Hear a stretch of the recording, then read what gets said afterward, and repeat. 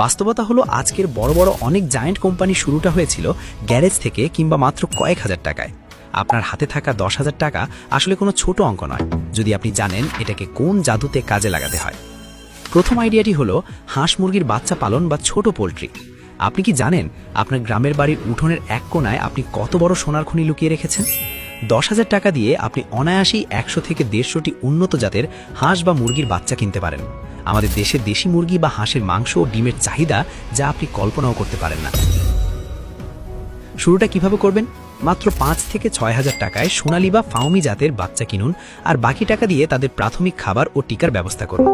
গবেষণায় দেখা গেছে বর্তমানে একটি দেশি ডিম বাজারে 20 থেকে 25 টাকায় বিক্রি হচ্ছে, যেখানে ফার্মের ডিম মাত্র 12 থেকে 13 টাকা। আবার একটি 1 কেজি ওজনের দেশি মুরগি 500 থেকে 600 টাকায় বিক্রি হয়। অর্থাৎ আপনার উৎপাদন খরচ কম হলেও লাভ হচ্ছে দ্বিগুণ। গ্রাম বাংলায় প্রাকৃতিক খাবারের অভাব নেই, তাই আপনার বড় কোনো এসি খামার বা দামি ফিডের প্রয়োজন হবে না। মাত্র 3-4 মাস সময় দিন, এই 10,000 টাকার ইনভেস্টমেন্ট আপনাকে অন্তত 30 থেকে 40,000 টাকার রিটার্ন এনে দিবে।